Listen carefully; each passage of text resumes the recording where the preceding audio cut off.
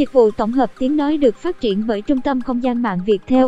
Người thân và hàng xóm đánh giá nghi can của vụ án vốn người hiền lành, ít nói, không xích mích với ai và chuẩn bị tốt nghiệp đại học. Khi hay tin Phong sát hại cô ruột bằng búa thì không ai dám tin sự thật. Tối ngày 27 tháng 4, Công an quận 8, thành phố Giọng Độc cung cấp bởi Trung tâm Không gian mạng Viettel. Cảm ơn bạn đã tin tưởng sử dụng dịch vụ của Trung tâm Không gian mạng Viettel. Hồ Chí Minh đã khám nghiệm xong hiện trường vụ án mạng, đưa thi thể bà Hoa, 59 tuổi, về nhà xác phục vụ điều tra.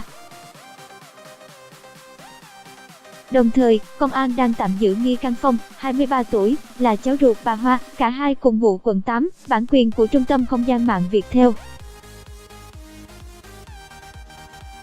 Bạn đang nghe tiếng nói nhân tạo, phát thanh từ Trung tâm Không gian mạng Viettel. Theo đó, khoảng 15 giờ cùng ngày, người dân sinh sống ở con hẻm 146 đường Nguyễn Chí Nghĩa, phường 12, quận 8, thành phố Hồ Chí Minh thấy nhiều công an chạy vào một căn nhà. Dịch vụ tổng hợp tiếng nói cung cấp bởi Trung tâm Không gian mạng Viettel. Nghi ngờ, một số người chạy theo vào căn nhà thì phát hiện bà Hoa tử vong, trên người có nhiều thương tích, máu be bét. Cạnh thi thể nạn nhân còn có một chiếc búa. Công an đưa tang vật cây búa về cơ quan. Cảm ơn bạn đã sử dụng giọng đọc nhân tạo của Viettel. Bản quyền thuộc về Trung tâm Không gian mạng Viettel. Sau đó, công an đã đưa Phong, là cháu bà Hoa, về trụ sở để lấy lời khai. Hay tin vụ án mạng do Phong thực hiện, ông Thắng, 42 tuổi, cậu ruột của Phong, đã nhanh chóng có mặt ở hiện trường. Ông đứng thẫn thờ như người không hồn. Ông Thắng kể nghe tin, tôi chạy từ quận 11 qua quận 8. Cảm ơn bạn đã sử dụng giọng đọc nhân tạo của Viettel. Tôi không biết vì sao lại xảy ra vụ việc. Phong tính hiền lành, ít nói, không xích mích với ai. Dịch vụ tổng hợp tiếng nói được phát triển bởi Trung tâm Không gian mạng Viettel. Tiếng nói từ Trung tâm Không gian mạng, Tập đoàn Công nghiệp Viễn thông Quân đội Viettel. Nó học vừa xong đại học còn mai là tốt nghiệp. Một số người hàng xóm cho biết, Phong vốn ít nói nhưng hiền lành, ít tiếp xúc với người dân. Bạn đang nghe tiếng nói nhân tạo của Trung tâm Không gian mạng Viettel. Nhiều người hồ nghi có phải Phong bị trầm cảm nên mới gây ra tội ác tày trời như vậy với chính cô ruột của mình.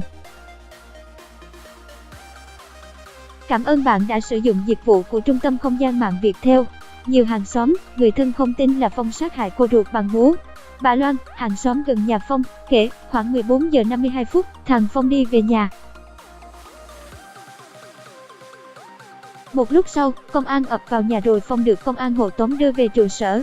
Lúc đi ra, Phong mặt tái mét và chậm rãi trả lời đã đánh chết bà Hoa với một công an. Cảm ơn bạn đã sử dụng giọng đọc nhân tạo của Trung tâm Không gian mạng Viettel. Cảm ơn bạn đã tin tưởng sử dụng dịch vụ của Trung tâm Không gian mạng Viettel. Tới lúc này, tôi cùng mọi người mới hay rằng thằng Phong đã sát hại bà Hoa. Ông Phong, hàng xóm, cho biết khi công an ập vào căn nhà của gia đình Phong thì ông cũng có mặt và thấy bà Hoa tử vong với vết thương trên người, máu ướt đầy dưới nền. Cảm ơn bạn đã sử dụng dịch vụ của Trung tâm Không gian mạng Viettel. Cạnh thi thể bà Hoa có một chiếc búa. Sau đó, công an đưa Phong về trụ sở và mời tôi về lấy lời khai. Dịch vụ tổng hợp tiếng nói được cung cấp bởi Trung tâm Không gian mạng Viettel. Tại đây, tôi nghe Phong kể lại việc sát hại người cô ruột của mình. Cha của Phong cũng có mặt ở đây với vẻ mặt hoảng loạn. Cảm ơn bạn đã tin tưởng sử dụng dịch vụ của Trung tâm Không gian mạng Viettel. Ông đập đầu vào tường khóc vì con trai đã nhẫn tâm sát hại người chị ruột của ông.